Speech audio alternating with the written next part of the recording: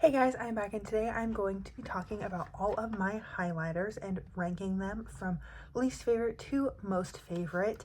I really don't have a highlighter that I don't like. Anything that's sparkly and meant to be put all over your face, I am down for. But I still thought it would be fun to go through this category. I know that we're going through a time that's a lot of shopping, a lot of new sets and advertising coming at us. So I thought November would be a fun time to do this and focus on my own collection and what I have and revisit some products that maybe I haven't worn in a while, and then kind of go into the whole holiday season maybe with a little more perspective. So that was my goal with this series for me. And then I also thought it would be a fun kind of inventory category by category type of series for my channel. And so without further ado, let's hop straight into this video. If you missed, I will link all of my other updates or videos in this series down in the description box below, or you can look at my makeup inventories playlist, which will also be linked down below, which has other types of videos that are along this theme. So now let's hop straight into the ranking of the products. So starting off with the bottom, and then we'll rank up to my top three that are kind of in no particular order, but starting at the bottom, I have this Stila Heaven's Hue highlighter in the shade Kitten. This is not a great shade for a highlighter for me. It's hard to see, but it's something that when the light hits it, it's very bright, and then when it's in shadow, or the light's not exactly hitting it, it is a little bit too dark for me. So I get this weird like gray mark on my face, and so it's something that's hard to really see. It looks beautiful like on my body, especially when I'm a little tan, or I have used this with a like foundation brush and gone all over the face with it before I go in with foundation, as almost like how some people will use like bronzing drops. That's kind of how I will use this. And I haven't gotten rid of it yet because I can use it in some really beautiful ways. But if I'm ranking my highlighter collection, this comes in last because I can't really use it as a highlighter in the traditional sense of the word. So that is unfortunately my lowest ranked. Then next I have this Nomad illuminating highlighter powder in the shade Midnight Sun. This is a little sample size. I think that's part of what is holding it back in my collection. It's a very white icy shade that has kind of a gold leaning to it. It's right there. It's quite subtle, and so it does work for my skin tone even though it is quite pale, but it's just not a color that I think I would have naturally gravitated towards if I had purchased this for myself. But it is still pretty, and I do still really like it. It's a nice size, obviously, so I'm gonna hold on to it, but it's just not something that I think I would have purchased for myself. Then something that is looking a little worse for wear is this Becca Shimmering Skin Perfector Liquid in the shade Champagne Pop. This is well used. Like, I have had this for years and years, so sometimes I'm like, oh, I haven't finished it up yet, I must not like it. But then I look at it, I'm like, no, I used up what, 3/4 of the product. I don't really like using this as a highlighter on the tops of my cheekbones. I have taken it like with a brush and applied it, or with my finger and applied it, and I think it can work.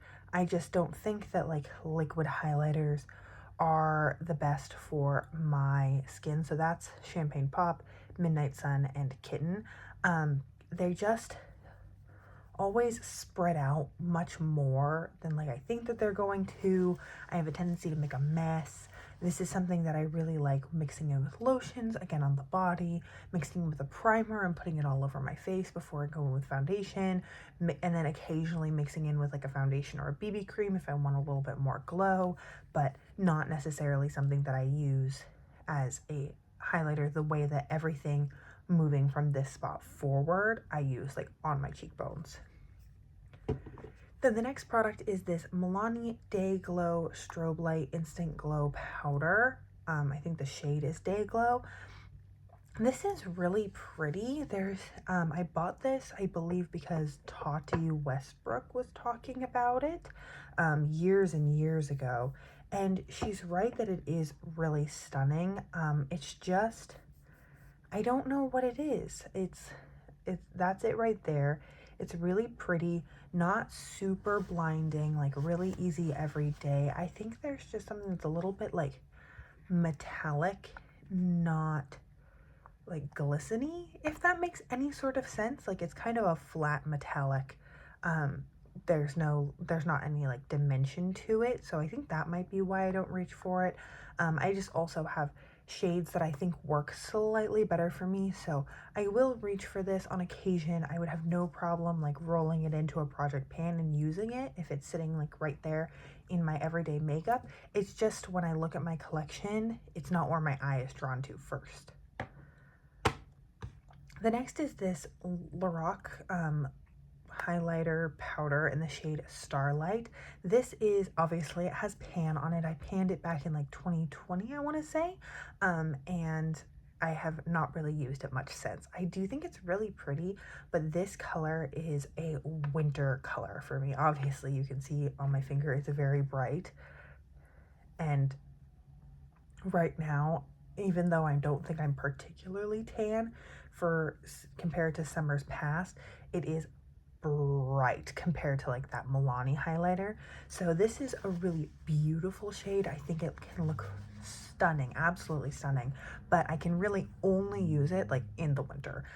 So that's why it is not ranked higher. It is a stunning formula, also one that I think was recommended to me by Tati, or who I bought it at the recommendation of. So apparently my highlighter purchases have been influenced in a specific way. And then one that I love a lot, but it wasn't quite gonna make my top 3, again, a slight color thing, is this Fenty Beauty Kilowatt highlighter in the shade Hustla Baby. This is so pretty. I think you know how I was saying that the Milani one lacks dimension. This is the exact opposite. There is loads of like different little particles that will catch the light in this one.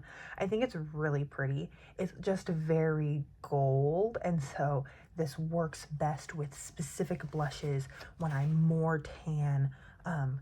Very much a summer highlighter for me. I can make it work year round. It's just I think it looks the best during the summer when I've got like more bronzy peachy makeup going on. Also, I know I like kind of implied that it was summer right now. I tend to, because I live in California, I tend to be able to hold on to my summer tan into like through October, I would say usually, and then in December that's when I'm pale again. So that's why I maybe implied that like I'm more tan right now than I am in the winter, even though it's November. Not the point. My top 3 highlighters were 3 that I just could not rank. So top 3 is like the best of the best, no particular order. The first is this MAC Extra Dimension Skin Finish in the shade Double Gleam. This is so pretty. I think this was like a limited edition holiday embossing relaunch of this product. This is like a baked formula. It's very thin, kind of a bright color as well, but there is something about the formula that just kind of melts into the skin. It has almost a clear base, and then just really catches the light in such a beautiful way. I used this in my 20 and 24 project pan last year. It was a gift from my mom a couple years ago, and I just really adore this highlighter. One that I always get compliments when I wear it, I don't know what it is, but it just makes my skin look so healthy, is this Nude Sticks Nudies Glow All Over Face Highlight in the shade Bubbly Bebe. This was one that when I first got it, I honestly did not think I was ever going to use it because, as you can see, all of my other cream and liquid highlighters are towards the bottom, and I was a powder highlight girly. There is something about this formula that when you just kind of like lightly tap it on, it gives the skin the most healthy looking glow. My skin looks hydrated. It's a great color for me. It is a little bit dark, it looks like, in this swatch compared to these other ones, but I don't find that I have the same issues that I do with like Steal a Kitten. And I really, yeah, just like light taps. I'll put it on the eyes in the inner corners, on the tip of my nose, my cupid's bow. It's really fast and easy, and I just have fallen head over heels in love with this highlighter. And then the last one is a longtime favorite of mine. This is Becca Shimmering Skin Perfector in the shade Opal.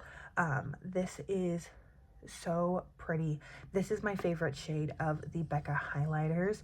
I obviously have had Champagne Pop powder, which I just finished up in my Graveyard Project pan. I have Champagne Pop liquid, and then this actually is in a compact for the Shimmering Skin Perfector cream in Champagne Pop. I don't even remember owning it, but I guess I did, and used it up and then repressed this into the container. But this one is like just, I think, the most flattering color for my skin tone. It is like gold, but in a very neutral way. It's like a true champagne, not too yellow, not pink. It just kind of melts into the skin. And when I do use this up, I will be very sad. But I have no doubt that I will get it used up someday, even just using it organically, because this was a mini size of the highlighter and it's just so beautiful. So those are all of my highlighters. Thank you so much for joining me today. Please let me know if you own any of these, what you think down below. And most of all, I hope you're having an incredible, awesome day wherever you are, and that I get to see you in a future video. Thanks, guys.